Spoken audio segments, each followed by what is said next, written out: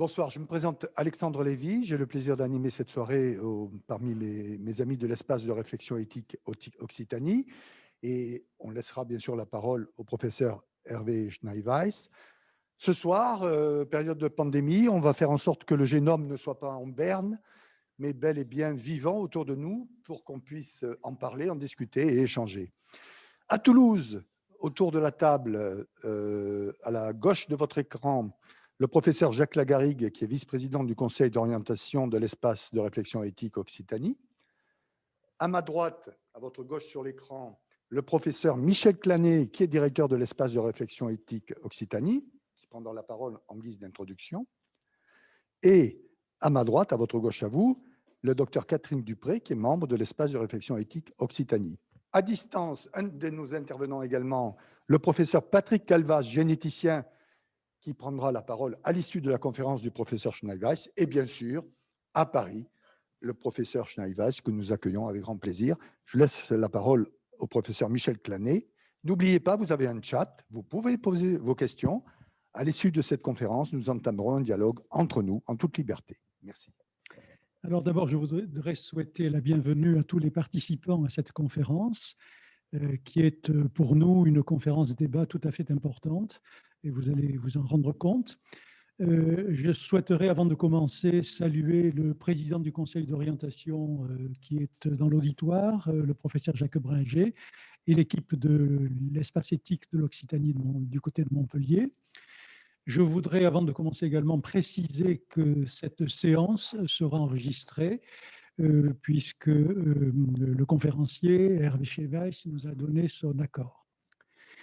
Alors, je voudrais, par ces quelques mots introductifs, situer un peu le niveau de la conférence et du débat. Au cours des 10 dernières années, la révolution de l'ingénierie génomique a été marquée par l'introduction de la technique du ciseau ADN CRISPR-Cas9. Cette technique met à la disposition des chercheurs un outil qui est facile d'utilisation pour eux, d'un accès également facile pour tous les biologistes qui effectivement sont rompus à cette technique. Ainsi, en se simplifiant, l'édition du génome ouvre largement le champ de la manipulation du patrimoine génétique, dont les conséquences sont aujourd'hui loin d'être toutes anticipées.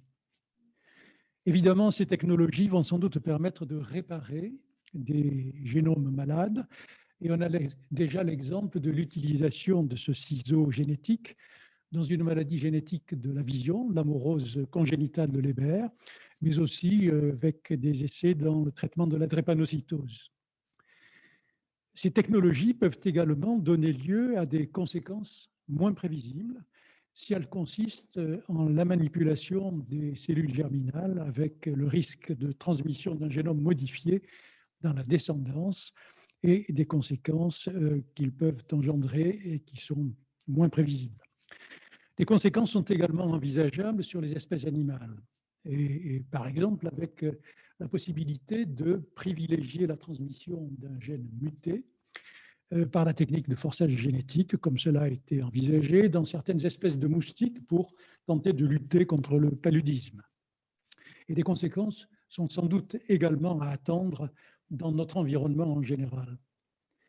Alors face à ces défis, une prise de conscience des enjeux éthiques soulevés est absolument capitale. Cette prise de conscience, elle n'est pas nouvelle. Elle a déjà donné lieu à l'organisation d'espaces de réflexion et de recommandation dans les communautés nationales et internationales de chercheurs. Mais par l'étendue universelle de leur dimension, ces enjeux dépassent le cercle des communautés des chercheurs. Et elles interrogent la société dans son ensemble, dans des délais qui sont en train de se raccourcir depuis l'avènement des ciseaux ADN. D'où finalement 3 questions. La première, c'est comment sensibiliser et informer nos concitoyens de ces avancées majeures dans l'édition du génome, qui restent toujours marquées par l'incertitude et la complexité technologique et l'imprévisibilité dans les conséquences. La deuxième question, c'est comment permettre la mise en place d'une délibération citoyenne apte à appréhender les enjeux éthiques soulevés par l'édition du génome et à émettre des propositions sur ce qu'elle considère comme éthiquement acceptable et sur ce qui doit être interdit. La troisième question, c'est comment faire de cette délibération citoyenne une délibération citoyenne globale dans un contexte où ces questions interrogent la société mondiale. Hervé Schneeweis est à l'origine de nombreuses initiatives nationales et internationales dans le domaine de la réflexion éthique autour de l'édition du génome. Il est un des acteurs importants de l'initiative Global Citizen Assembly, dont il va sans doute nous parler. Je voudrais ici le remercier amicalement de la disponibilité qu'il a eue et de la possibilité qu'il a de nous introduire dans ce sujet, et puis peut-être de nous embarquer dans une aventure qui, je l'espère, nous permettra de réfléchir à tous ces sujets. Hervé, tu as la parole et on t'en remercie. Merci beaucoup pour votre invitation et merci pour la possibilité. Il faut que vous me donniez la possibilité de partager mon écran, comme ça je vais pouvoir vous présenter quelques diapositives. Merci pour cette invitation et puis, je l'espère, merci pour la collaboration qui va pouvoir en être par rapport à cette question de l'initiative Global Citizen Assembly.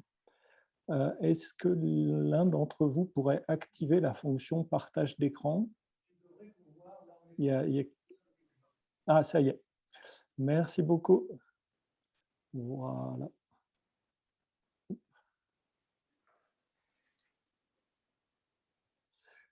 Donc, on va commencer très traditionnellement par la déclaration de lien d'intérêt. Donc, effectivement, comme Michel l'a indiqué, j'ai été impliqué depuis plusieurs années, je vais vous raconter un peu comment, dans ces différentes affaires, en tant que président du comité d'éthique de l'INSERM, du comité international de bioéthique de l'UNESCO, une association dont je vous parlerai qui s'appelle ARIGE, le groupe d'experts de l'OMS créé pour établir des recommandations à l'OMS sur la gouvernance du génome humain.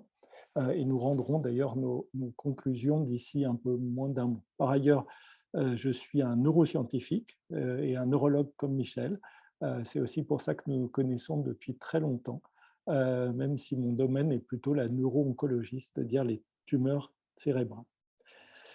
Alors, quatre grands points. D'abord, comme l'a souligné déjà Michel, une histoire. Je vais vous raconter à partir de 2015, même si on peut remonter aux années 80. Une discussion qui doit être globale. Pourquoi? Je vous l'illustrerai. Qu'est-ce qui s'est passé à partir du deuxième sommet mondial et la mise en place du comité OMS, et puis cette initiative Global Citizen Assembly. Alors, commençons par un petit peu d'histoire. Les articles Princeps qui ont valu récemment, en octobre, le prix Nobel de chimie à Jennifer Doudna et à Emmanuel Charpentier datent de 2012, au même moment et dans le même numéro de Nature. Feng Zheng au Broad Institute avait montré la même technique, la même technologie. Si on veut remonter beaucoup plus loin, c'est un Espagnol, Mojico, qui a décrit pour la première fois CRISPR en étudiant et en indiquant qu'il s'agissait d'un des modes de défense des bactéries contre les virus. Mais les choses commencent pour nous, on va dire, sur un plan éthique, même si on les a vues venir de loin. On va dire que, plus sérieusement, elles commencent sur un plan éthique en janvier 2015, parce qu'il y a déjà une réunion de scientifiques dans la Napa Valley, aux États-Unis, en Californie, parce que des bruits insistants indiquent qu'en Chine, des embryons humains seraient modifiés, génétiquement modifiés par la technique CRISPR. Évidemment, ça interroge tout le monde, même si nous allons le voir ensuite, d'autres questions éthiques se posent. Et de fait, quelques mois plus tard, en avril, nous avons une première publication sur des embryons non viables, parce qu'on les appelle des embryons 3PN, c'est à peu près 7% des embryons qui sont produits dans les laboratoires de fécondation in vitro, donc c'est très fréquent, ces embryons 3PN.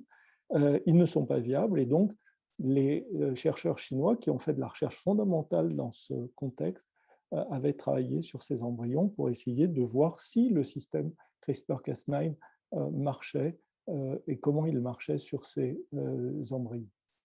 À partir de là, la réunion des directeurs d'organismes internationaux qui s'appellent HEROES pour Head of Research Organization en mai 2015 met la question de l'éthique de CRISPR-Cas9, de l'édition du génome, à son menu.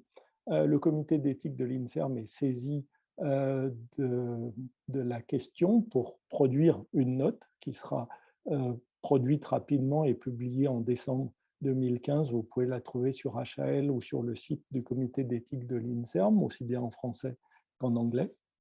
Et dans le même temps, le comité international de bioéthique de l'UNESCO, qui était en train de produire un rapport sur les avancées des technologies du génome humain, va également inclure les questions d'édition du génome. Et dès ce moment-là, dès novembre 2015, proposer un moratoire sur toute utilisation de l'édition du génome pour la partie transmissible du génome compte tenu des incertitudes. Et puis, il y a le premier Global Summit à Washington en décembre 2015. Donc, vous voyez qu'au cours de l'année 2015, il y a une très rapide prise de conscience à l'échelle internationale des enjeux éthiques que posent ces questions. Et bien évidemment, ce n'est pas seulement les ciseaux moléculaires, c'est aussi la capacité d'un séquençage rapide et peu cher, les outils bioinformatiques qui nous permettent très rapidement de définir des séquences cibles, c'est l'accessibilité aussi aux embryons humains par le grand nombre produits dans les laboratoires de fécondation in vitro. Alors, avant d'aller plus loin, de quoi parlons-nous? Parce que s'il n'y a pas de référence à l'aspect scientifique, on peut dire un peu tout et n'importe quoi.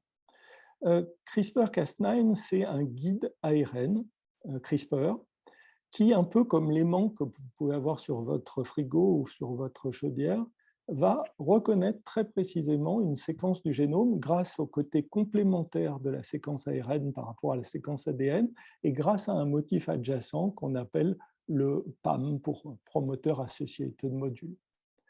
Et donc, la révolution CRISPR, c'est la précision du guidage et la précision du ciblage à partir du moment où on a la possibilité, grâce à différents guides maintenant, de cibler à peu près n'importe quelle séquence du génome. Et puis, ce guide ARN va permettre de diriger sur la séquence choisie une protéine, une nucléase, une endonucléase.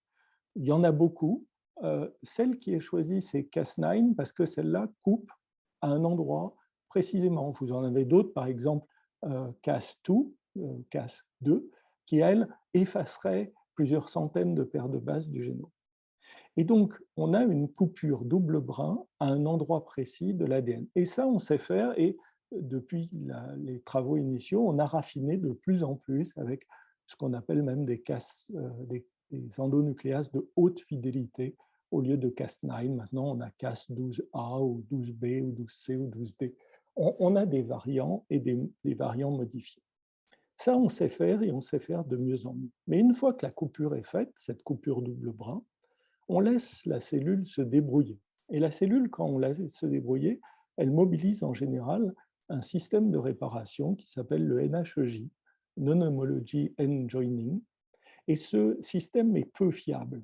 Il va retirer ou ajouter quelques paires de bases, en général 2 ou en plus ou 2 en moins. C'est ce qu'on appelle des indels.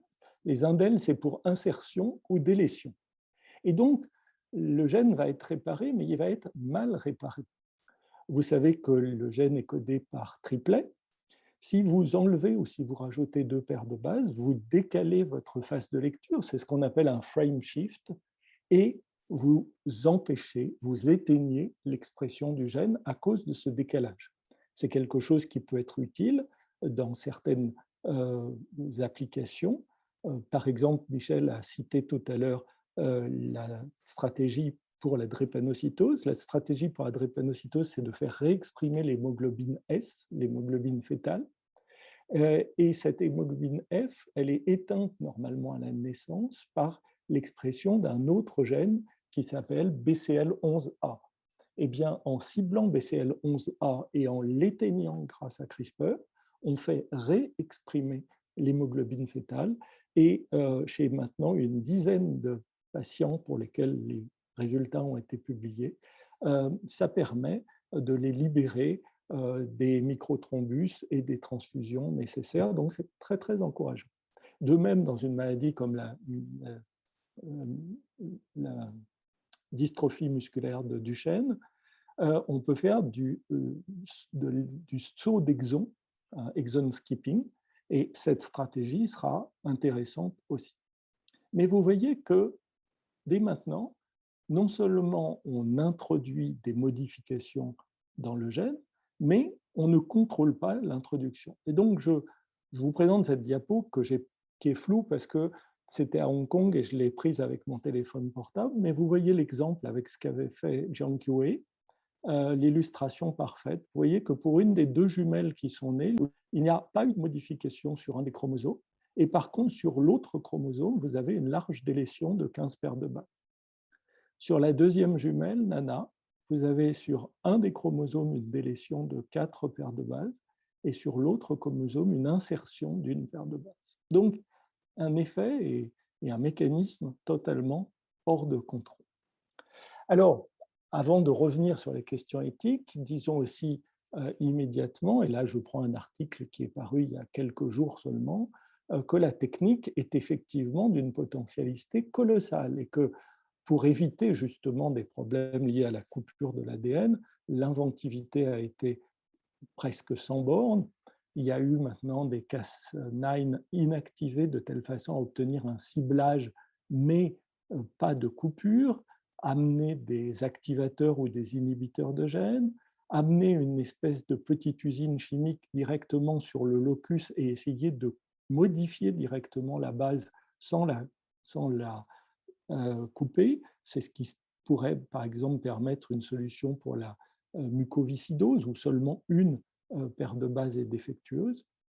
On a d'autres stratégies épigénétiques, et puis les bons vieux éditeurs Zinfinger ou Talen reprennent du service dans certains ciblages particuliers, comme par exemple le ciblage du génome mitochondrial. Donc aujourd'hui, on va rapidement, quand on pense édition du génome, on pense CRISPR-Cas9, mais sachez qu'il y a aujourd'hui une efflorescence de stratégies pour essayer d'éditer le génome, de modifier le génome, pas forcément en faisant une coupure double bras. Alors, quelles sont les questions éthiques qui se posent? Premièrement, qu'est-ce que ça veut dire éditer le génome? En anglais, genome editing a clairement une connotation mélioriste, puisque quand on édite en anglais, c'est qu'on corrige pour améliorer un texte. Or, ce que nous faisons, je viens de vous le montrer, c'est de modifier la séquence. Alors, ça peut être considéré dans certains cas comme une amélioration, mais pas forcément si c'est une mutation. Ensuite, évidemment, l'efficacité, la simplicité, la rapidité et le faible coût de la technique la rendent disponible pour tous. Dans mon laboratoire, beaucoup d'équipes utilisent CRISPR-Cas pour des applications de modification du génome en neurosciences, un domaine où on n'aurait pas forcément vu la génétique, même si ceux qui me connaissent savent que j'ai été très impliqué rapidement dans des questions de neurogénétique. Et puis, une bataille économique, parce qu'avec toutes les applications possibles, la bataille des brevets, par exemple, a mobilisé déjà beaucoup d'avocats, beaucoup d'encre et beaucoup de milliards de dollars. Alors, dès le début, nous avons indiqué que les questions éthiques étaient au moins de 3 ordres. Le premier, c'est la technologie chez l'homme. Alors, quand c'est une technologie qui s'applique aux cellules somatiques, au fond, c'est une évaluation bénéfice-risque. Quand ça s'applique à la lignée germinale, d'abord, c'est contraire à l'article 13 de la Convention de Oviedo, dont la France est signataire, avec 29 autres pays. On ne on ne peut pas faire d'intervention sur le génome humain si ces modifications sont transmissibles à la descendance. On pourra rediscuter de la valeur éthique que ça continue à avoir, mais c'est l'article 13 de la Convention d'Oviedo.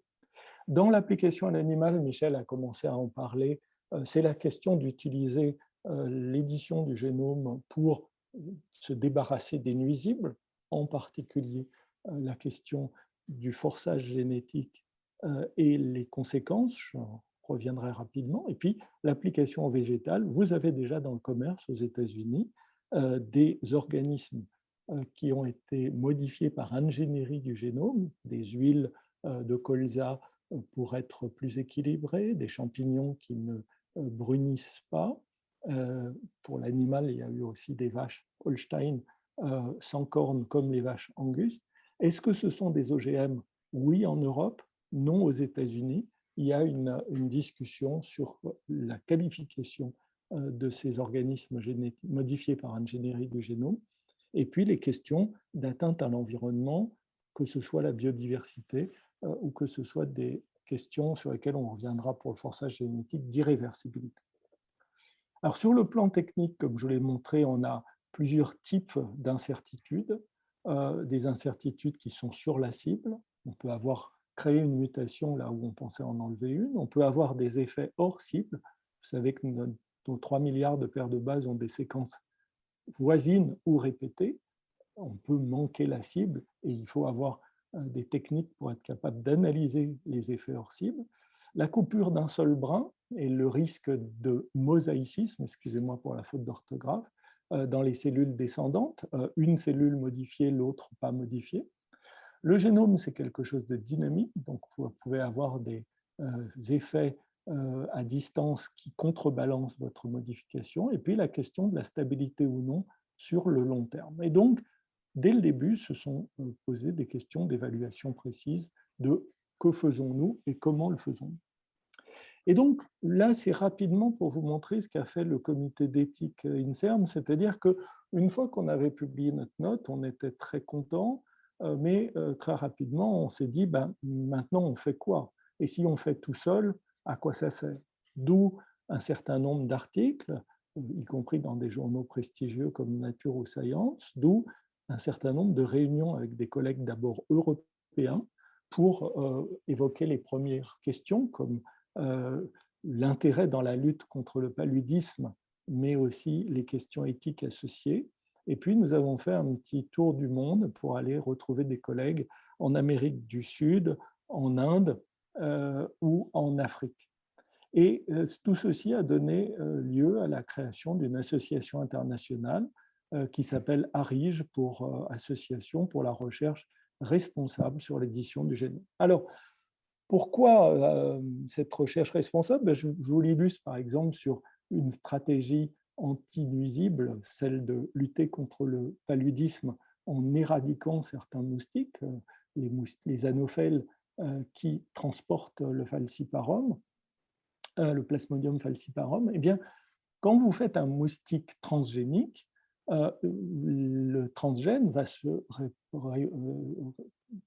transmettre à la descendance selon les lois mendéliennes classiques. Et donc, dans une population sauvage, vous allez avoir une dilution du transgène.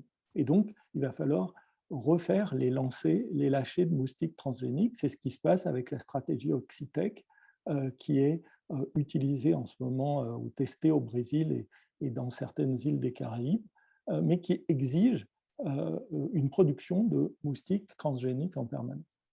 Avec le forçage génétique, pas du tout, parce que vous associez à votre transgène une construction CRISPR-Cas9, et donc le transgène va contaminer lors de la reproduction les gamètes, et donc vous allez avoir rapidement une transmission, c'est pour ça qu'on parle de forçage génétique, à toute la descendance. Le gène associé à CRISPR-Cas9 va détruire le gène sauvage. Et donc, très rapidement, au bout d'une vingtaine de générations en laboratoire pour les moustiques, vous allez pouvoir toucher toute une population et, si vous mettez des gènes, par exemple, d'infertilité, détruire la population. Alors, qu'est-ce que ça pose comme question? Ça pose beaucoup de questions, des questions de fiabilité, parce que tout ce qui est démontré en laboratoire ne l'est pas forcément dans la vie sauvage, d'innocuité, est-ce qu'on a évalué tous les risques de ces transgènes, de réversibilité, que se passe-t-il si le transgène sort de notre contrôle, de faisabilité dans le monde extérieur, ce qui est vrai au labo ne l'est pas forcément sur des espèces sauvages, le risque de transmission du transgène à des espèces sauvages, d'autres moustiques, il y a 3000 espèces de moustiques, celle qui nous nuit, c'est juste une de ces 3000 espèces de moustiques, risque de transmission à d'autres espèces, risque donc le transfert latéral, en particulier à cause des virus qui affectent les moustiques comme ils nous affectent nous-mêmes, risque d'inefficacité à cause de la variabilité génétique des moustiques. Les moustiques sont des individus comme les autres et donc peuvent aussi être divers comme les autres. Et puis, le risque d'impact sur l'écologie parce que les moustiques, c'est aussi des pollinisateurs ou c'est aussi de la nourriture pour en particulier les larves pour les poissons. Ça nous a amené à des réflexions internationales et un article paru dès novembre 2017 dans Science. Je vous le montre parce qu'on va en reprendre des éléments pour le Global Citizen Assembly, essayer de souligner la responsabilité des organismes de recherche et des financeurs dans ces différentes recherches. Et recommandait non seulement, bien sûr, un accompagnement de la science dans l'objectif du bien public, mais aussi un accompagnement de la gouvernance. Et le fait d'associer à ces stratégies émergentes, ces stratégies nouvelles, des obligations de transparence et de accountability, être capable de rendre compte, être capable de partager les savoirs. Et ça nous amenait dès cette époque à souligner que nous ne pouvions pas mettre en œuvre de telles stratégies de recherche ou d'éradication des moustiques, même dans le bien, même avec l'objectif du bien public, sans un dialogue et un engagement avec le public, ce qui est noté ici, l'engagement avec les communautés. Et donc ça implique aussi l'obligation de renforcer les capacités de dialogue et les capacités d'éducation de la population afin d'avoir un dialogue libre et informé sur ces questions. Et donc, dès cette époque, on a mis en place un certain nombre d'outils, ce qu'on a appelé la toolbox, pour essayer de développer cette délibération. Au fond, c'est la démarche ethical by design. Avant de lancer ces recherches, il faut avoir une démarche éthique et je vous recommande la dernière table ronde que nous avons eue à l'UNESCO où nous avions invité sur ces questions de forçage génétique Kevin Esfeld.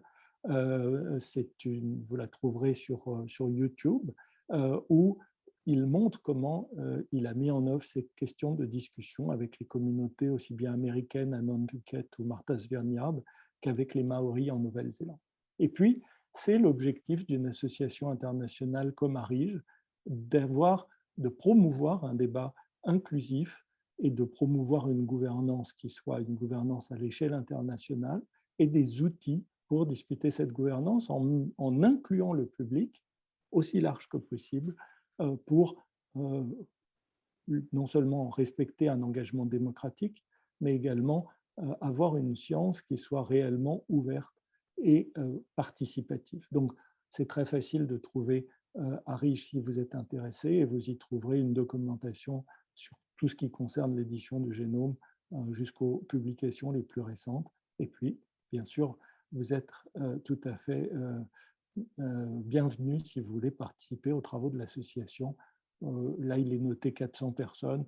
Voilà, il y a plus d'une soixantaine de pays qui sont représentés actuellement dans ARIGE. Alors, sur tout ça est arrivé évidemment le sommet de Hong Kong et les annonces de Jiang Hui sur le fait qu'il avait déjà utilisé l'édition du génome pour modifier le génome de en fait, ces 3 enfants qui sont nés. L'idée étant de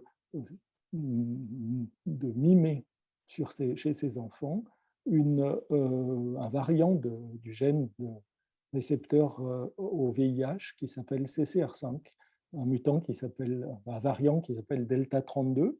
Et on sait que dans les populations humaines, naturellement, ce variant Delta 32 en partie protège contre l'infection par le VIH. Je dis bien en partie. Et dans les populations du nord de l'Europe, ce variant peut représenter jusqu'à 12% de la population. Alors c'est un variant, comme son nom l'indique, Delta 32, donc il y a 32 paires de bases dans le CCR5 qui manquent. Bien entendu, comme le rappelle cette diapositive, ce n'est pas ce qu'a fait Jiang Hui, il a fait n'importe quoi. Je vous rappelle, rien, moins 15, moins 4, plus 1. Et bien entendu, la communauté internationale a condamné de façon vive ces travaux, en soulignant par exemple pour le communiqué conjoint des comités d'éthique de l'INSERM et celui du CNRS, l'absence de pertinence scientifique, puisque nous ne contrôlons pas la technique, puisque nous n'avons pas de connaissances sur les conséquences des modifications qui sont observées ici de CCR5. Aujourd'hui encore, les derniers travaux montrent que nous sommes totalement ignorants des systèmes de réparation de l'ADN au niveau du zygote. Donc, absence de pertinence scientifique, absence de pertinence médicale, ces enfants n'étaient malades de rien, et il y a bien d'autres manières de prévenir l'infection par le VIH, probablement d'ici à ce que ces enfants soient grands, des stratégies de vaccination.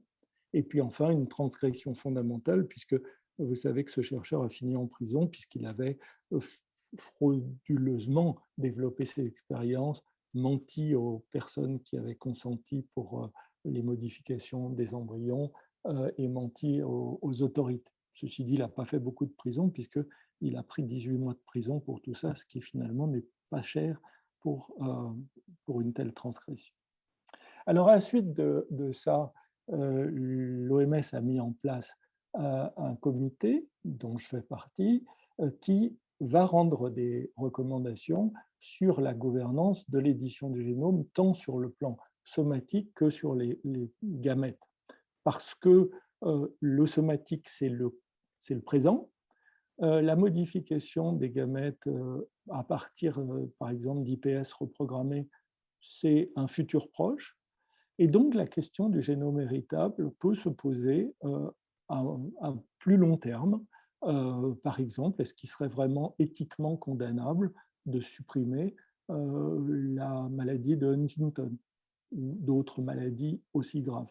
On peut se poser la question pour le jour où on saura réellement maîtriser ces techniques. Aujourd'hui, ça serait clairement irresponsable. Donc, je vais aller si vite parce que d'ici un mois environ, je pense que vous aurez notre rapport complet, mais on a souhaité ici encore ne pas faire du prêt à penser ou du prêt à gouverner, mais indiquer clairement sur quelles valeurs on se repose et quels sont les principes à mettre en action. Donc un certain nombre de procédures, en particulier la clarté, la transparence, la capacité de rendre compte, la capacité d'accompagner les régulateurs. Comment allons-nous évaluer les modifications du génome? Comment allons-nous repérer les effets hors cible ou les effets dans la cible? Comment allons-nous suivre à long terme les différentes modifications?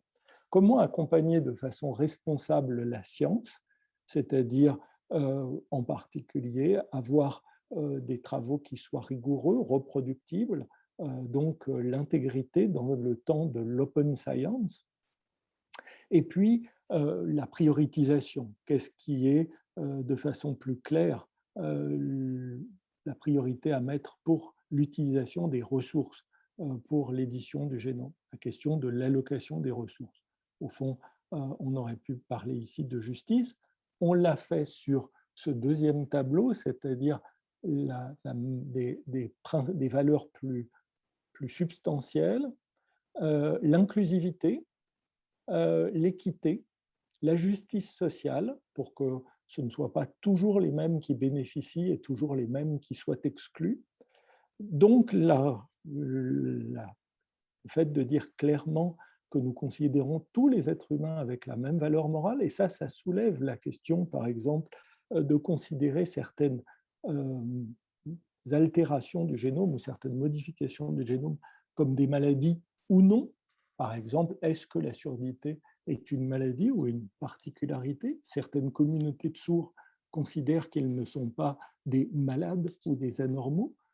Est-ce que le syndrome de Laron, des gens de petite taille, et qui vivent moins longtemps que d'autres, mais qui sont totalement protégés du cancer, est-ce que c'est une particularité? Est-ce que c'est une maladie génétique?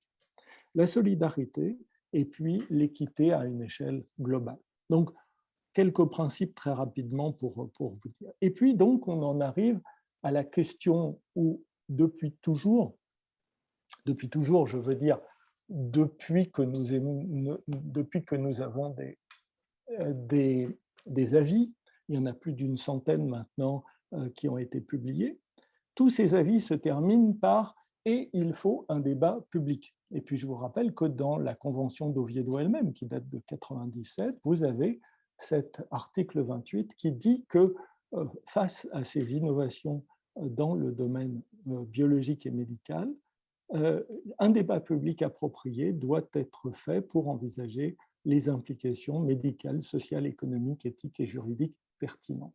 Alors, je vous ai mis ce schéma de Global Citizen Assembly pour vous faire un peu peur, mais aussi pour vous dire qu'on a beaucoup réfléchi et qu'il y aura beaucoup d'étapes dans Global Citizen Assembly. Alors, ce qu'on vous propose comme association, c'est ici, hein, cette petite boîte, vous voyez, il y a écrit France, et donc nous, on est là sur le National Deliberative Case. Alors, c'est quoi ce Global Citizen Assembly? Je vous prie de m'excuser de vous l'avoir laissé en anglais, mais je pense que la plupart d'entre vous comprennent bien. C'est l'idée de dire il faut sortir du débat d'experts et il faut qu'enfin les citoyens aient la parole. Pour que les citoyens aient la parole, il y a deux manières de le faire. Une première manière, c'est ici cette partie-là, c'est un documentaire filmé qui va être fait en 3 épisodes d'1 heure pour à la fois illustrer ce qu'est l'édition du génome et puis filmer une partie de toutes ces délibérations et pouvoir promouvoir ce document à une échelle internationale. La deuxième chose, c'est la délibération elle-même. Et cette délibération elle-même, il y a un schéma qui est proposé, mais qui souhaite impliquer effectivement les citoyens. Donc, le schéma global, il est en 5 jours. Premier jour, les gens se rassemblent, un panel le plus divers possible. Les gens apprennent à se connaître, apprennent à se respecter. Un certain nombre de règles de la délibération sont mises en place. Dans les 2 jours suivants, les jours 2 jusqu'à 4, eh bien là, il y a la délibération elle-même, aux citoyens de choisir de quoi ils veulent parler. Est-ce qu'ils veulent parler des humains? Est-ce qu'ils veulent parler des animaux? Est-ce qu'ils veulent parler des plantes? De quelle application technologique veulent-ils parler? Et de quoi veulent-ils parler? Veulent-ils parler des principes? Veulent-ils parler de la gouvernance? Ce n'est pas à nous de leur dire ce qu'il faut choisir, mais les experts seront à leur disposition pour leur indiquer un certain nombre d'informations, on dirait, à la demande. Et pour que les choses soient pertinentes, et ça je parle sous le contrôle des sociologues, c'est par délibération de petits groupes que souvent ça marche le mieux. Et puis à la fin, au 5e jour, il y a ces citoyens qui écrivent leurs recommandations et donc qui vont produire un certain nombre d'éléments qui seront la production du débat citoyen lui-même. Le tout donnera lieu à un certain nombre de délégations. On est parti sur l'idée qu'une centaine de citoyens se retrouveraient à La Haye, à Paris, à New York. Alors pourquoi La Haye? Parce que la Cour européenne. Pourquoi New York? Parce que siège des Nations Unies. Pourquoi à Paris? Parce qu'en 2022, la France aura la présidence de la Communauté européenne. Bon, ce n'est pas encore totalement décidé, mais l'idée, c'est qu'une centaine de citoyens, une dizaine par pays, se rassemblent pour venir présenter à la convention finale les contributions de chaque pays et participer à une délibération globale qui permettra d'aboutir à des recommandations finales, ou en tout cas à présenter quelles sont les priorités des recommandations finales, puisque tout aura été retenu et tout restera valable. Voilà, j'ai été trop long, je vous prie de m'en excuser. Et bien entendu, je suis ouvert à vos questions pour essayer d'y répondre, et je l'espère vous avoir convaincu de l'intérêt de s'inscrire dans cette démarche et de l'intérêt d'y prendre notre part. Merci beaucoup. Merci, professeur Schneeweiss. On va aller du côté de... On va rester à Toulouse, puisque Patrick Calvas est chez lui, à Toulouse. On va laisser la parole à Patrick Calvas en guise de réaction, et surtout, il va nous permettre d'introduire ainsi le débat parmi nos internautes. Professeur Voilà, c'est plutôt Calvas, s'il vous plaît. merci beaucoup. C'est plutôt cette seconde partie qui va être intéressante.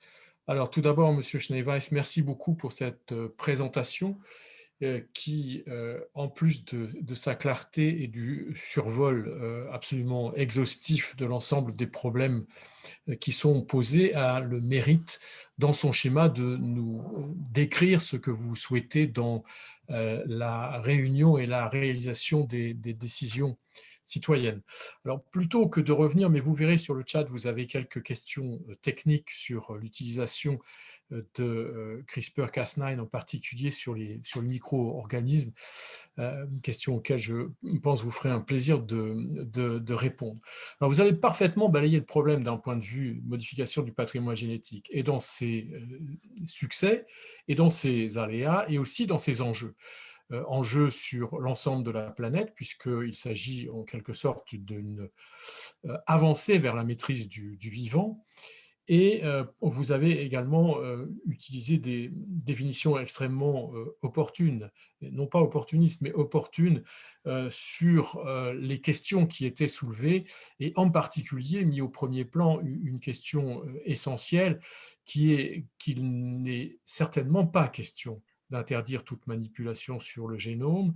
Vous avez cité la maladie de Huntington, on pourrait en citer beaucoup d'autres aussi terribles que celle-ci, et donc introduit d'emblée la notion que certaines modifications du génome pouvaient être permises, que d'autres ne le pouvaient pas. Et donc, par cette description, encore une fois absolument pertinente, vous introduisez deux choses. C'est la notion d'une normativité du vivant, puisque ce qui est permis et ce qui ne l'est pas doit se définir par rapport à une norme. Et ça, c'est un point essentiel. Et donc, vous l'avez fait pour beaucoup d'exemples. Donc, cette présentation nous amène donc vraiment à la question, et elle doit être effectivement citoyenne, de la maîtrise du vivant, quelle que soit l'espèce, et de son impact sur la biodiversité au sens large.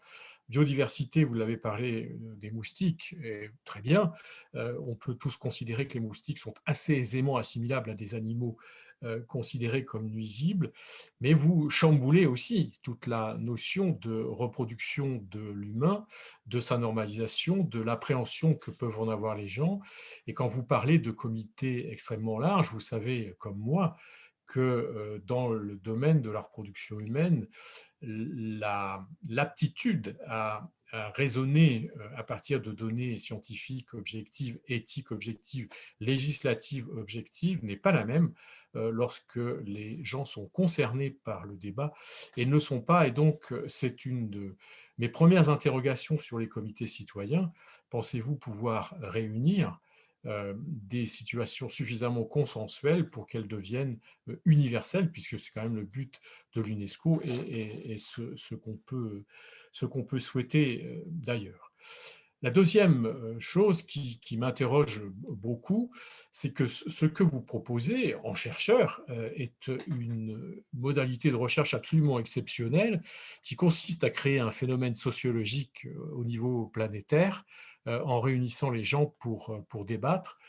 Or, donc, vous souhaitez finalement passer de focus group, qu'on utilise volontiers en questions éthiques et sociologiques aujourd'hui, à des auto-focus group, ce qui est absolument magnifique comme projet de recherche, mais je le conçois, si vous voulez, et ça c'est pour lancer le débat, plus comme un projet de recherche que comme quelque chose dont l'issue est d'ores et déjà prévisible et pourra aboutir aux réponses que nous souhaitons tous avoir et partager. Enfin, le dernier point qui est probablement un point mineur par rapport au précédent dans la technique mise en place pour obtenir ces consensus citoyens, c'est que vous avez parlé de laisser la parole, non plus aux experts, mais aux patients. Mais bien entendu, dans le cheminement que ceci impose, il y a quand même une forme absolument nécessaire d'éducation des citoyens qui vont participer à ces choses-là, ce que nous, au quotidien, dans les maladies rares, dans les plans nationaux de diagnostic et de soins, on considère comme la fabrication ou étayer les réflexions par des patients experts, ce qui est certainement introduit là aussi avec le choix des participants un autre biais. Et j'aimerais savoir comment vos comités ont réfléchi à ce que j'aborde en naïf là, mais qui me paraît essentiel pour aboutir à une discussion cohérente. Et j'aimerais aussi avoir les réactions du public qui a écouté ceci, puisque je pense que vous avez vraiment mis dans leurs mains la totalité des choses qui sont nécessaires à discuter. Voilà, encore merci pour cette intervention en tout cas.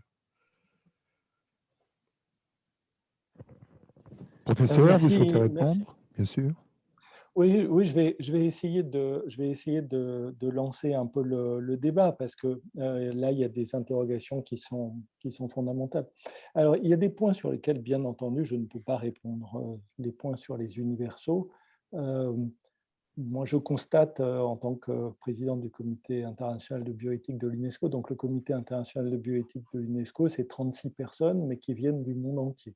Alors effectivement, c'est des professionnels de la bioéthique parce qu'ils sont souvent présidents de leur comité d'éthique nationale ou de leur ou enseignants de bioéthique, mais il y a la moitié, un tiers qui sont médecins, un tiers qui sont plutôt philosophes et un tiers qui sont plutôt juristes. Donc il y a déjà une diversité d'angles et puis une diversité bien entendu de cultures. Et chacun a des points de vue au départ différents, mais comme vous-même dans l'espace éthique régional, chacun entre dans la délibération ou entre dans la discussion avec l'idée qu'il pourrait exister un consensus. Peut-être qu'il n'y en aura pas, mais il pourrait en exister. Et dans le questionnement que chacun d'entre nous a sur « et s'il y avait un consensus, sur quoi se ferait-il » Donc ça, on va dire qu'on verra à la fin. Est-ce qu'il y a des consensus évidents ou pas? Et s'il n'y en a pas, ça sera aussi intéressant de constater qu'il n'y en a pas. Sur le point ensuite des biais, alors là, évidemment, on est au centre des choses. On imagine bien qu'une centaine de citoyens ne peuvent pas être la représentation de la diversité du monde. Là-dessus, je n'ai pas le fantasme de pouvoir dire, à l'issue de cette délibération, nous saurons ce que le monde pense de l'édition du génome. Je participe à des travaux de mes collègues américains dans un programme qui est financé par les NIH, et je me rends compte qu'eux recrutent leurs citoyens participants au niveau des musées des sciences et de la culture et de la science. Donc, bien entendu, les gens qui vont dans les musées des sciences sont un public particulier.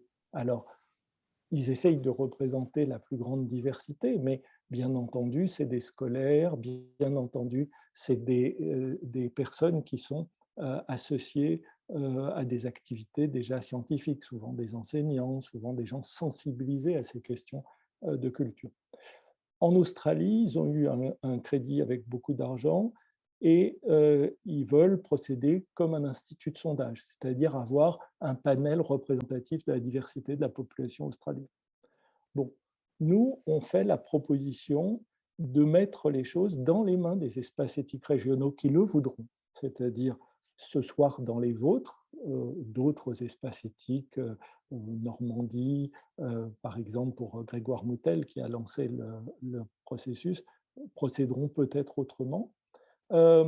L'important, c'est de respecter autant que faire se peut la diversité des personnes, des opinions, voire, et puis on recueillera là aussi un certain nombre d'informations sur qui a participé. On pourra identifier éventuellement des biais. Si on ne tente pas l'expérience, vous parlez d'expérience, mais oui, la démocratie est une expérience. C'est Hannah Arendt qui nous disait qu'on ne savait jamais le résultat d'une délibération démocratique. Donc prenons le risque, voyons où on va, et s'il y a des biais qui apparaissent et qui sont évidents, ben, on essaiera de les corriger. Voilà mes premières réactions par rapport à votre questionnement parfaitement, enfin, non seulement légitime, mais vous avez tout de suite mis le doigt sur les difficultés.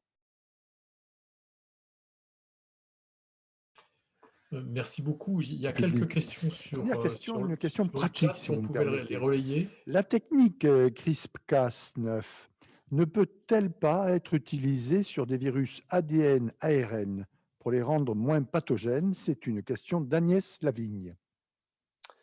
Alors, vous avez tellement raison, Agnès Lavigne, que alors pour avoir un panel et une information, ne croyez pas que je fais de la promotion, je n'y gagne rien, mais pour avoir une information détaillée, je vous recommande la prochaine lettre de la newsletter d'Arige, qui sera gratuite, que vous pourrez voir sur le site d'Arige je crois que c'est aujourd'hui ou dans les jours qui viennent, et qui montre comment CRISPR-Cas9 ou les techniques dérivées de CRISPR-Cas9 a été utilisé durant la crise du Covid. Alors, ça a été utilisé parce qu'il y a des Cas, enfin, c'est la famille Cas13, Cas13, qui cible la RN. Et donc, ça a d'abord été utilisé pour faire du diagnostic, mais aussi pour faire de la modification. Et maintenant, il y a même des stratégies pour essayer d'en faire une thérapeutique. Donc, oui, bien sûr, l'imagination étant à l'œuvre, la crise ayant donné aussi des moyens financiers pour faire des tests rapidement, il y a beaucoup de choses qui se sont développées. Donc, je n'ai pas le temps là de vous faire tout le panel de la diversité de ce qui a été fait sur les virus ARN et sur le Covid en particulier, sur le SARS-CoV-2, mais je vous recommande la newsletter d'Arige qui vous donnera un large panorama sur la question.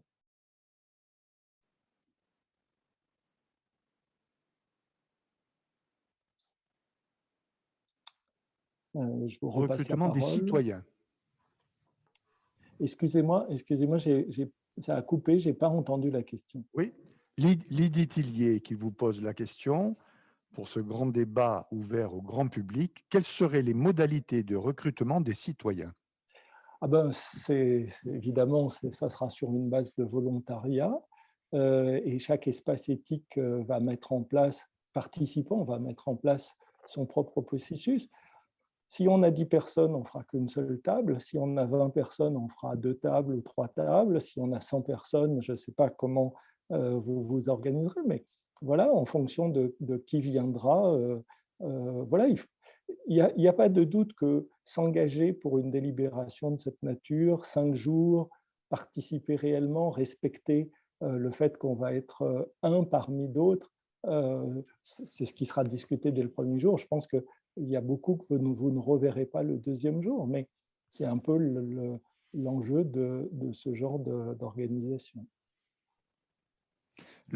Dans le même esprit, professeur Nicolas Chassin vous pose la question, y a-t-il un risque de biais dans le panel de citoyens volontaires? Sont-ils vraiment représentatifs de la société? J'ai déjà, enfin, un, je ne sais pas, mais deux, il y a effectivement un risque que ce ne soit pas représentatif. C'est-à-dire que d'abord, il faudra être informé que cette conférence, enfin, que cette assemblée existe. Donc, c'est des gens qui vont être sensibles aux informations diffusées par l'espace éthique régional. Ensuite, il faut se déplacer pour participer à cette délibération ou se connecter à l'heure qu'il faut. Ensuite, il faut être capable de donner 5 journées de son temps et de s'impliquer 5 journées de son temps. Donc, évidemment, ce n'est pas n'importe qui sera là. Et au fond, On peut même s'interroger, mais ça, il faudra qu'on discute avec des sociologues ou des politistes sur est-ce que c'est si important que ça, que ce soit strictement représentatif de la société. C'est comme ça dans la démocratie. Il y en a qui participent, il y en a qui ne participent pas. L'important, c'est que chacun soit libre de pouvoir participer. Dans cet esprit, les citoyens que vous ciblerez seront-ils capables de comprendre l'aspect technique du sujet ou devront-ils seulement se prononcer sur les conséquences des techniques, professeur? Écoutez, on va faire notre possible avec mes collègues, avec M. Calvas, avec d'autres, pour mettre à disposition de tous ceux qui vont participer une information qui soit suffisamment claire, suffisamment précise pour que la technique ne soit pas un souci. Mais il n'y a pas de doute qu'on gagnerait grandement dans la société à une meilleure culture scientifique. Je pense qu'on aurait eu moins de morts du Covid et on aurait moins de difficultés à faire respecter les gestes barrières si les gens comprenaient mieux la transmission du virus et faisaient attention à qu'est-ce que c'est qu'un virus, comment ça se transmet, etc. Mais on ne forcera pas les gens à être libres. Donc, viendront ceux qui viendront, s'informeront ceux qui voudront bien s'informer. Et pour répondre aussi tout de suite à une question de Anne Cambon-Thomsen, oui, bien sûr, il faut impliquer les jeunes et s'ils veulent bien s'impliquer, ce sera très important qu'ils soient représentés. Merci, professeur. J'avais quelques éléments de réflexion et puis des questions à poser. Alors effectivement, je crois que l'ensemble des biais qui ont été soulevés, il est évident que tous ces biais ne peuvent pas être contrôlés et finalement, c'est peut-être pas obligatoire, comme tu le disais, que ces biais soient contrôlés. Mais tu disais au début qu'en Australie, en particulier, je sais qu'il y a une journaliste scientifique de très haut niveau qui a fait des films d'information qui sont, je crois, de grande qualité. Et donc la question, c'est est-ce que dans le contexte que tu nous demandes et si on s'implique là-dedans, est-ce que l'on pourra éventuellement avoir accès à ces éléments de formation des personnes qui vont participer à ces jurys délibératifs, de manière à essayer de les acculturer, même si c'est difficile d'acculturer des personnes en 2 jours, sur ces sujets, mais de les acculturer dans les meilleures conditions possibles. Ça, c'est ma première question. Ma deuxième question, c'est est-ce que la méthodologie que l'on va utiliser en France, tu disais tout à l'heure que peut-être que Grégoire Moutel n'aurait pas la même méthodologie que nous. Est-ce qu'il y a un certain degré d'harmonisation de la méthode avant de la mettre en jeu? Et puis après, ma troisième question, elle est d'ordre plus général. On a parlé de beaucoup de sujets, mais on n'a pas parlé de l'importance des enjeux économiques qui sont présents, qui vont à un moment donné rentrer en conflit avec les réflexions éthiques que l'on est en train de mettre en place. Et est-ce qu'aujourd'hui, ces enjeux économiques, est-ce qu'ils ont déjà une force d'opposition à certains interdits que l'on a sentis dans nos réflexions? Qu'en est-il sur ce sujet exactement? Alors, beaucoup de questions. Alors, d'abord, qu'il n'y ait pas de méprise sur la participation de Sonia Pemberton. Enfin, quand je dis la participation, elle est même une des initiatrices de l'initiative Global Citizen Assembly. Sonia Pemberton est une réalisatrice de films documentaires qui a été primée dans de nombreux cas. Elle a même eu des Grammy Awards. Elle va filmer un certain nombre de choses. Donc, c'est plutôt le résultat, on l'aura après. Le matériel de base, on en a déjà un certain nombre. Par exemple, au niveau de l'UNESCO, nous avons déjà organisé 3 tables rondes sur différents aspects du génome humain, du génome animal et du génome végétal. de l'édition du génome. Et nous avons tourné un certain nombre de films grâce à des crédits du gouvernement japonais en particulier. Donc, les tables rondes sont disponibles pour tous et avec une version française. Les films sont disponibles pour tous. Ils expliquent un peu ce que c'est que l'édition du génome et ce qu'on peut en faire. Il y a des collègues qui, par exemple, si je veux me rapprocher de l'Occitanie, Nicolas Roth, qui travaille à Montpellier dans un centre INRA, est venu nous parler du forçage génétique et des travaux qu'ils font sur ça dans ce centre INRA. Donc il y a déjà du matériel disponible, y compris en français, qu'on peut mettre à disposition.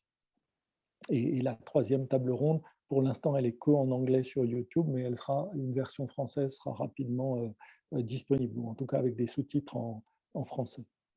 Sur la question de l'harmonisation, c'est une question qui est difficile, mais alors déjà, sur l'espace français et sur l'espace entre les différents espaces régionaux, on va essayer, on va créer une coordination et on va essayer de faire qu'il y ait un espace, il y ait une harmonisation.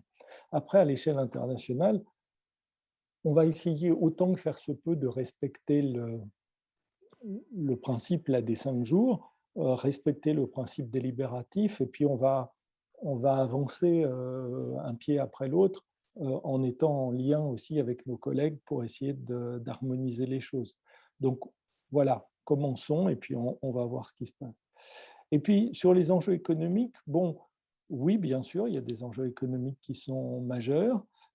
Par exemple, on a eu au niveau du comité de l'OMS, on a eu assez rapidement une levée de bouclier quand on a dit qu'on allait s'occuper de la gouvernance du génome somatique, parce que un certain nombre d'industriels, de biotech ou de pharmaceutiques, ou un certain nombre d'institutions, les académies en particulier, ont commencé à nous dire « mais ça, le génome somatique, ça ne pose pas de problème, laissez-nous tranquilles ». Bon, on a expliqué que la gouvernance du génome devait inclure le génome somatique, ne serait-ce que parce qu'il n'y a rien de plus simple aujourd'hui que de prendre un fibroblaste et de le reprogrammer pour en faire un IPS et éventuellement demain pour en faire un gamète. Donc là-dessus, on va au fur et à mesure avancer avec peut-être des oppositions qui s'afficheront, avec peut-être aussi des soutiens.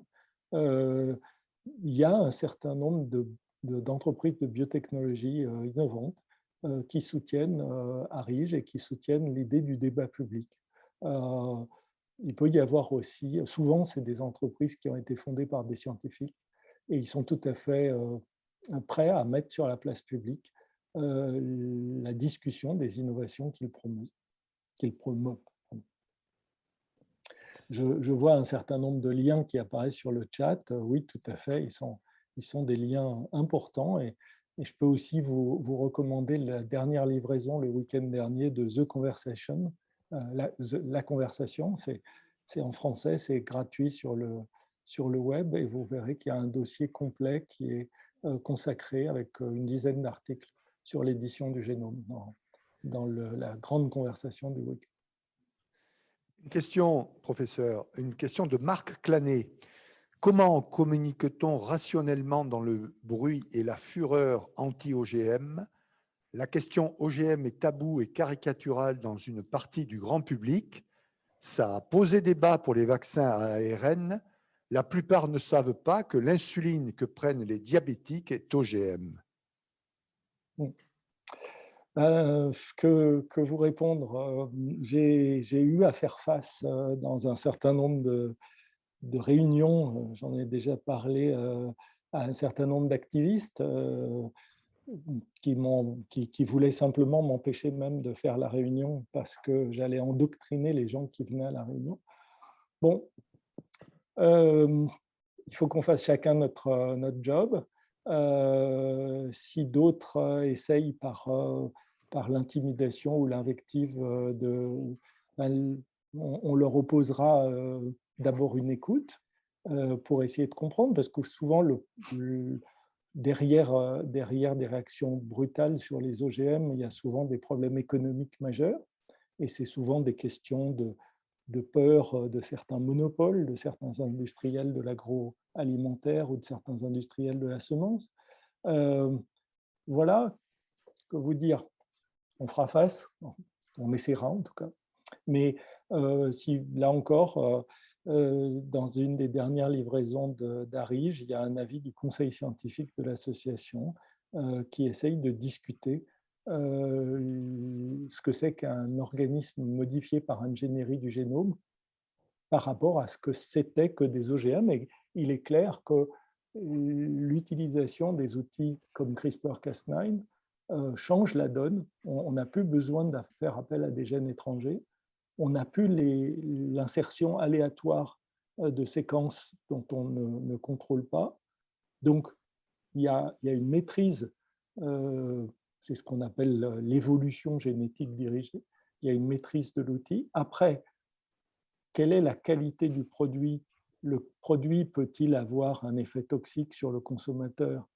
Le produit peut-il avoir un effet sur la biodiversité, etc. Ça, ce sont d'autres questions qui méritent d'être évaluées dans le cadre de l'introduction de n'importe quel végétal, mais il faut toujours rappeler que les végétaux que nous cultivons aujourd'hui, ils ont été produits à partir de semences irradiées, dans lesquelles des milliers de cassures d'ADN ont été produites à cause des irradiations. Puis ensuite, on a replanté toutes ces semences irradiées. Et puis, parmi celles qui poussaient, on a sélectionné celles qui semblaient le plus adaptées à tel ou tel terrain ou à telle ou telle condition. Donc, est-ce qu'il vaut mieux manger des semences qui sont issues de semences irradiées ou est-ce qu'il vaut mieux manger des semences qui sont issues d'une modification contrôlée de leur génome? Ce n'est pas à moi de donner la solution finale. Une question que je voudrais vous poser, professeur. En termes d'organisation de ce débat public, y a-t-il un échéancier qui est prévu au plan national et international? Oui, il faut que la conférence mondiale se tienne à l'été 2022. Donc, il faut un compte à rebours. S'il faut que la conférence internationale soit à l'été 2022, il faut que les délibérations nationales aient été bouclées au début de 2022. Donc, c'est assez court. Oui. Question très technique cette fois-ci d'Agnès Lavigne. Est-ce que l'on peut inhiber la technique CRISPR-Cas9 une fois fixée sur le brin ADN? Alors, il y a des défenses de l'organisme ou des organismes contre Cas9. Il y a des anticorps.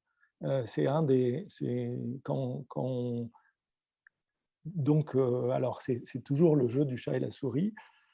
C'est un problème potentiel par rapport aux thérapeutiques utilisant Cas9 parce que, comme toute protéine étrangère, ça va sécréter une réaction immunitaire, donc il va y avoir des anticorps, donc il va y avoir une neutralisation. Donc, il faut trouver des stratégies dans lesquelles la modification est faite à un instant donné et qu'ensuite les conséquences de la modification peuvent être pérennisées, mais pas la construction elle-même, parce que sinon, elle va être neutralisée. Donc, mais c'est ce qu'on réussit à faire, par exemple, en construisant, par exemple, une stratégie aujourd'hui anti-cancer, c'est de construire ce qu'on appelle les lymphocytes T. Les lymphocytes, c'est des cellules, les globules blancs spécialisés dans l'initiation de l'immunité. Et donc, dans le cancer, on va créer un antigène chimérique à la surface du lymphocyte, qu'on appelle CAR, pour chimérique antigène récepteur. On va lui faire reconnaître la molécule, la cellule tumorale d'un côté, on va activer le système d'activation des lymphocytes de l'autre côté. Et donc, une fois que la construction est faite, on lance ces lymphocytes, on amplifie ces lymphocytes, on les réinjecte au patient. Et ces lymphocytes, il n'y a plus dedans la construction CRISPR-Cas9, il y a juste l'antigène chimérique. Et là, comme les lymphocytes vivent assez longtemps, ils vont pouvoir faire leur boulot de gendarmes pour essayer de détruire les tumeurs. Et c'est très expérimental, mais il y a vraiment beaucoup d'espoir qui est mis dans cette nouvelle immunothérapie des cancers. Alors, avec des côtés pas sympas à côté, c'est que ça coûte extrêmement cher. C'est de l'ordre de 400 000 € par patient. Et donc, il y a d'autres problèmes qui sont liés à la technique. La technique elle-même n'est pas chère, mais le fait de faire un traitement customisé pour chaque patient, lui, est très, très cher. Une question très technique de la part d'Inès Gontier. CRISPR-Cas9 reste donc un OGM ou l'OGM est-il uniquement défini comme une modification grâce à une substance extérieure?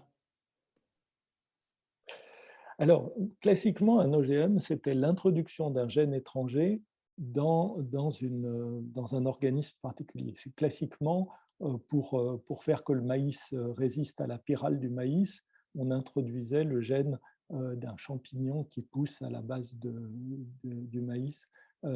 C'est comme ça qu'on a eu le maïs BT. Donc, vous voyez, vous avez l'introduction d'un gène étranger. Et puis, ce gène étranger, il était introduit avec un canon à gènes. Donc, on ne savait pas combien de copies du gène et on ne savait pas où dans la plante. Bon, la modification des plantes par ingénierie du génome est complètement différente parce qu'on va par exemple prendre une maladie du pommier, le feu du pommier.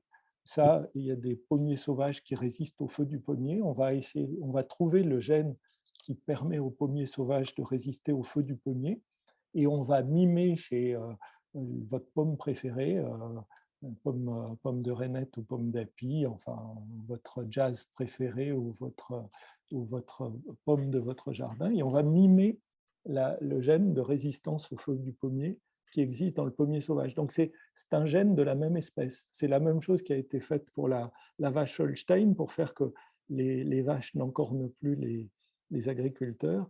On a mimé la mutation Angus. Il y a une mutation chez la vache Angus qui fait qu'elle n'a pas de cornes. Et donc, en mimant la même chose chez la vache Holstein, eh ben, on a des vaches avec un gène de vache, mais qui n'ont plus de cornes.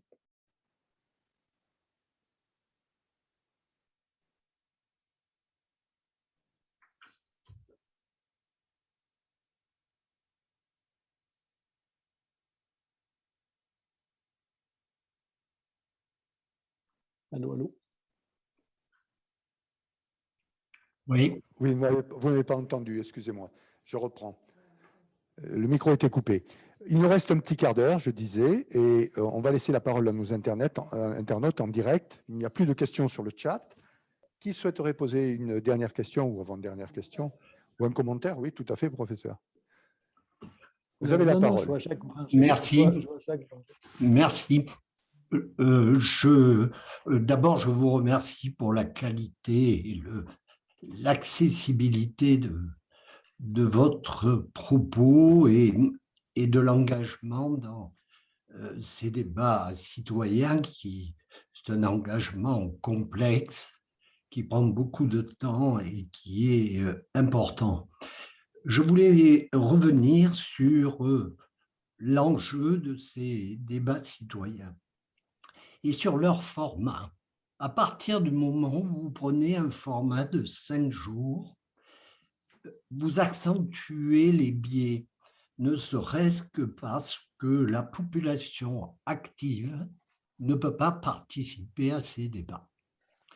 Et il y a toujours un biais dans les longs débats dont je comprends la raison, c'est-à-dire la formation, l'initiation, l'appropriation et puis le débat éclairé.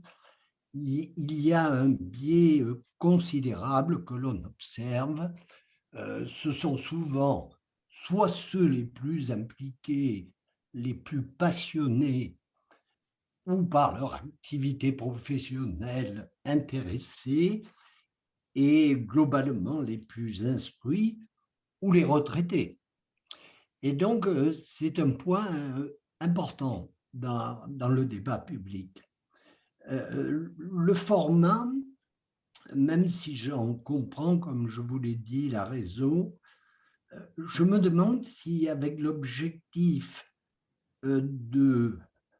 d'augmenter la culture ou d'imprégner un petit peu plus ou de diffuser la culture scientifique autour de ce problème majeur et important pour l'avenir, s'il ne faudrait pas envisager des modules plus variés, des modules à format d'initiation, d'information initiatrice à ces techniques, des modules peut-être d'appropriation qui demanderaient plus de temps, et puis des modules de contribution.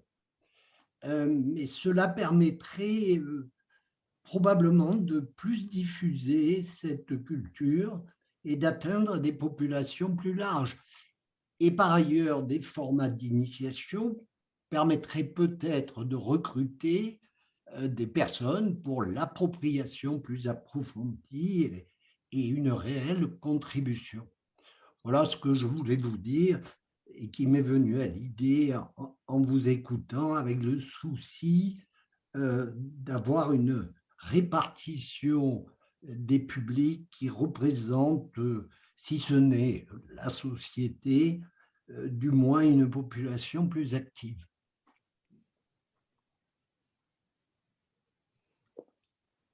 Écoutez,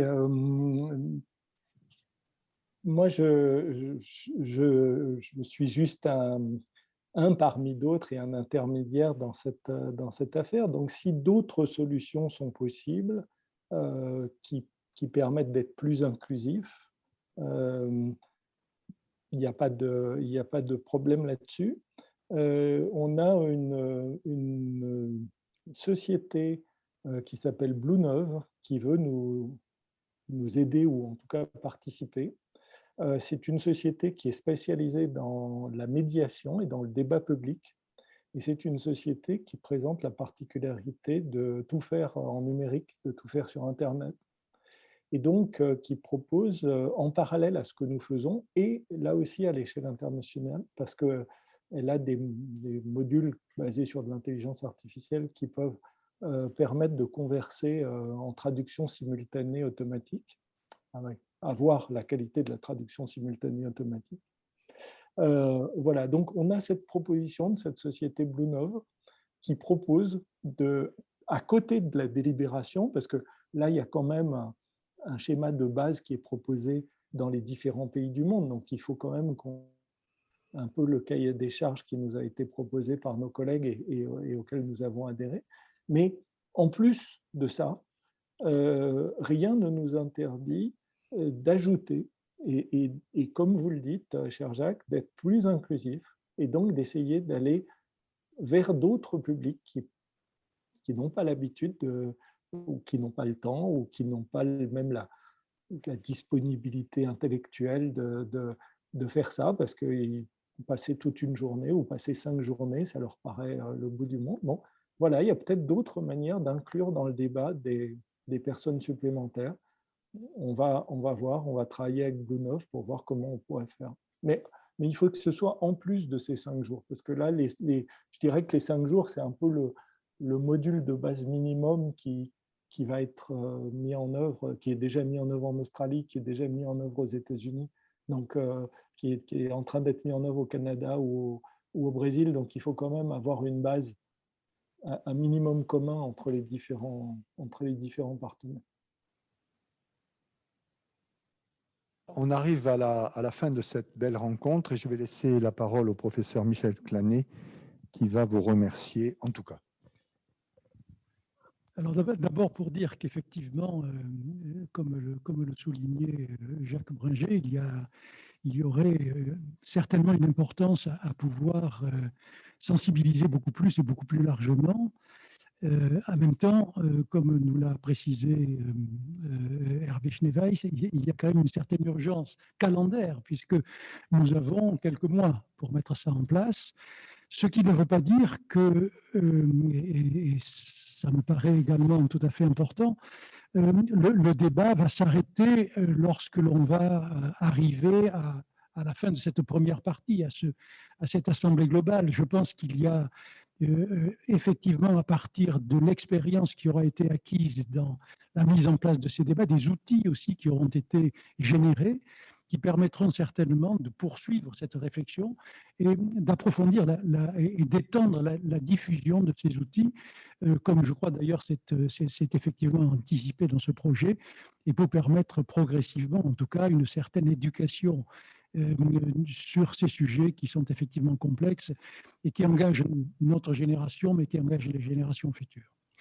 Alors, je voudrais, au terme de cette conférence qui a été tout à fait remarquable, et je t'en remercie, Hervé, Remercier également l'ensemble des participants pour la richesse des questions qui ont été posées.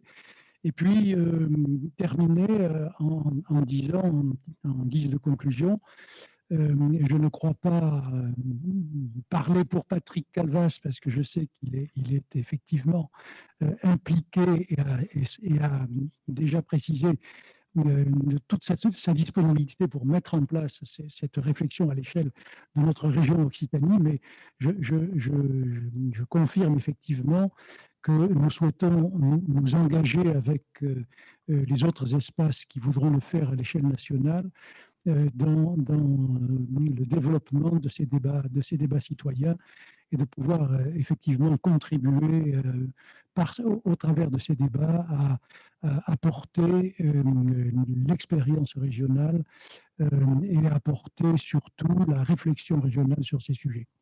Voilà, Hervé, merci encore et merci à tous ceux qui ont participé à cette réunion que j'ai trouvée extrêmement riche et extrêmement utile. Merci à tous. Merci. Bonne soirée. Bonne soirée. Merci beaucoup, vraiment, très instructif et une très belle expérience. Merci, à très bientôt donc.